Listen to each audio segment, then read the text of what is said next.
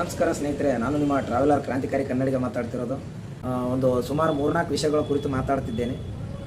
ಮೊದಲನೇ ವಿಚಾರ ಬಂದುಬಿಟ್ಟು, ಈ ನಮ್ಮ ಅಯ್ಯಪ್ಪ ಸ್ವಾಮಿ ಮಾಲಾಧಾರಿಗಳು ಏನಪ್ಪ ಅಂತಂದ್ರೆ ಶಬರಿಮಲೆಗೆ ಹೋಗ್ಬೇಕಾದ್ರೆ ಅಲ್ಲಿ ರಸ್ತೆ ಮಾರ್ಗ ಮಧ್ಯದಲ್ಲಿ ಏನಪ್ಪ ಅಂತಂದ್ರೆ ಇವು ಈ ತಮಿಳುನಾಡಿನವರು ಏನಪ್ಪ ಅಂತಂದ್ರೆ ಗಾಡಿ ತಡೆದು ಕನ್ನಡ ಬಾವುಟ ಕಟ್ಟಿರ್ತಕ್ಕಂಥ ಬಾವುಟಗಳನ್ನು ಉಚ್ಚಿಸಿ ಮತ್ತು ಅದನ್ನೇನಪ್ಪ ಅಂತಂದ್ರೆ ಒಬ್ಬ ಚಾಲಕನ ಮೇಲೆ ಏನಪ್ಪ ಅಂತಂದ್ರೆ ಯಾವನು ಸೆಲಂಬರಂಸ ಅವನ ಹೆಸರು ಕೂಡ ನನಗೆ ಹೇಳಕ್ಕೆ ಬರಲ್ಲ. ಆ ವ್ಯಕ್ತಿ ಏನಪ್ಪ ಅಂತಂದ್ರೆ ನಮ್ಮ ಕರ್ನಾಟಕದ ಗಾಡಿ ಚಾಲಕನ ಮೇಲೆ ಅಲ್ಲೇ ಮಾಡಿದ್ದಾನೆ. ಮತ್ತು ಅದರ ವಿಚಾರವಾಗಿ ಸೋಷಿಯಲ್ ಮೀಡಿಯಾದಲ್ಲಿ ಅಲ್ಲಿ ಇಲ್ಲಿ ಸ್ವಲ್ಪ ಬಂತು.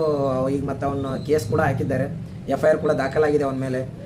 ಅದು ಪ್ರಶ್ನೆ ಅದು ಬಂದಿಲ್ಲ. ಇಲ್ಲಿ ಮಾಡೋದೆಲ್ಲ ತಪ್ಪು ಮಾಡ್ತಾರೆ. ಈ ನಮ್ಮ ಕರ್ನಾಟಕ ಸುತ್ತ ಇರ್ತಕ್ಕಂಥ ಕೆಲವೊಂದಿಷ್ಟು ರಾಜ್ಯಗಳು, ಈ ಕೇರಳ, ತಮಿಳುನಾಡು, ಈ ಮಹಾರಾಷ್ಟ್ರ, ಇವ್ರಿಗೇನಪ್ಪ ಅಂತಂದ್ರೆ ಕರ್ನಾಟಕದ ರಾಜ್ಯದವ್ರು ನಾನು ಕೆಣಕಲಿಲ್ಲ ಅಂದ್ರೆ ಅವ್ರಿಗೇನು ತಿಂದದ್ದು ಅನ್ನ ಅರ್ಗಂಗೆ ಕಾಣಲ್ಲ.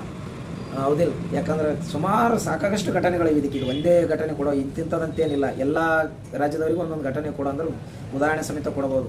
ಈ ಮಹಾರಾಷ್ಟ್ರದವ್ರು ಗಡಿ ವಿಚಾರವಾಗಿ ಏನಪ್ಪ ಅಂತಂದ್ರೆ ಬೆಳಗಾವಿಗೆ ಅಲ್ಲಿ ಬಂದ್ಗೇಸಿಂದ ಅವ್ರು ಇಲ್ಲ ಸಲ್ಲದು ಮಾಡ್ತಾರೆ. ಈ ಶಿವಸೇನೆ ಕಲ್ತು ಈ ಕಡೆ ಏನಪ್ಪ ಅಂತಂದ್ರೆ ಈ ತಮಿಳುನಾಡದವ್ರು ಬಂದ್ರಂದ್ರೆ ಕಾವೇರಿ ನೀರು ಅದ್ರ ವಿಚಾರವಾಗಿ ಅದು ಇದೆ ಅಂತೇಳಿ ಅವ್ರು ಮತ್ತೆ ಶುರು ಮಾಡ್ತಾರೆ. ಈ ರೀತಿಯಾಗಿ ಹಲವಾರು ತೊಂದರೆಗಳನ್ನು ಕೊಡ್ತಾರೆ. ಮತ್ತು ಈ ಕಡೆ ಹಿಂದಿದವ್ರು ಬಂದು ಇಲ್ಲಿ ಬದುಕಲಿಕ್ಕೆ ಬಂದ್ಗೇಸಿಂದ ಅವ್ರದ್ದೇ ಆದ ದಬ್ಬಾಳಿಕೆ ಇರ್ತಾರೆ, ಅವ್ರದ್ದೇ ಆದ ದಬ್ಬಾಳಿಕೆಯನ್ನು ಮಾಡ್ತಾರೆ. ಇದಕ್ಕೆ ಸರ್ಕಾರ ಏನು ಕಠಿಣ ಕ್ರಮ ತೆಗೆದುಕೊಳ್ಳೋಕೆ ಆಗಲ್ಲ, ಏನು ಒಂದು ಗೊತ್ತಾಗ್ತಿಲ್ಲ. ಮತ್ತು ಇನ್ನೊಂದು ಮುಖ್ಯವಾದ ವಿಚಾರ ಏನಪ್ಪ ಅಂತಂದ್ರೆ ಅಕ್ರಮವಾಗಿ ಬರ್ತಕ್ಕಂಥ ಬಾಂಗ್ಲಾ ವಲಸಿಗರನ್ನು ತಡೆಗಟ್ಟಲಿಕ್ಕೆ ಆಗ್ತಾಯಿಲ್ಲ ಸರ್ಕಾರ. ತಡೆಗಟ್ಟೋದೇನು ಏನು ತಡೆಗಟ್ತಾರೆ? ಅವರೇ ಕರೆಸ್ತಾರೆ ಓಟು ಅನ್ಕೊತ ಓಟಿಗೋಸ್ಕರನೇ.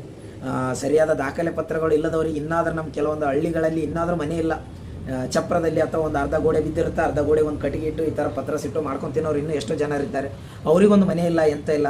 ಈ ಅಕ್ರಮವಾಗಿ ಬಂದಿರತಕ್ಕಂಥ ಬಾಂಗ್ಲಾ ವಲಸಿಗರಿಗೆ Aadhaar card, ration card, voter ID, PAN card ಇದನ್ನೆಲ್ಲ ವ್ಯವಸ್ಥಿತವಾಗಿ ಮಾಡಿಕೊಡ್ತಾರೆ. ಇದನ್ನೆಲ್ಲ ಮಾಡ್ತಕ್ಕಂಥವ್ರು ಯಾರು ಮಾಡ್ಲಕತ್ತಾರ? ಅವ್ರಿಗೆ ಇದ್ರ ಬಗ್ಗೆ ಸರ್ಕಾರ ಏನು ಮಾಡ್ತಾ ಇದೆ? ಇದು ಎಲ್ಲ ಸರ್ಕಾರದಲ್ಲಿ ಆಗ್ತಾ ಇದೆ. ಎಲ್ಲ ಸರ್ಕಾರಗಳು ಇದ್ದಾಗೂ ಇದೇ ಕಥೆಯ? ಇದಕ್ಕೆ ಏನು ಇದ್ರ ಪರವಾಗಿ ಮುಖ್ಯವಾದ ವಿಚಾರನೇ ಇಲ್ವಾ? ಯಾರು ಮಾತಾಡೋದೇ ಇಲ್ವ? ಸರ್ಕಾರ ಯಾಕೆ ಮೌನವಾಗಿ ಕುಂತದ? ಇದಕ್ಕೊಂದು ಕಠಿಣ ಕ್ರಮ ತಗೋಬೇಕು. ಅದೇ ರೀತಿಯಾಗಿ ಕೆಲವೊಬ್ರು ಏನಪ್ಪ ಅಂತಂದ್ರೆ ಇದರ ಪರವಾಗಿ ಧ್ವನಿ ಎತ್ತಿದವ್ರಿಗೆ ಕೂಡ FIR ಆಗಿದೆ. ಮತ್ತು ಅಂದರೆ ಇದ್ರ ಬಗ್ಗೆ ಯಾರು ಮಾತಾಡಬಾರ್ದು. ಅಕ್ರಮ ಬಾಂಗ್ಲಾ ವಲಸಿಗರನ್ನು ತಡೆಯೋಕೆ ಆಗ್ತಾ ಇಲ್ವಾ?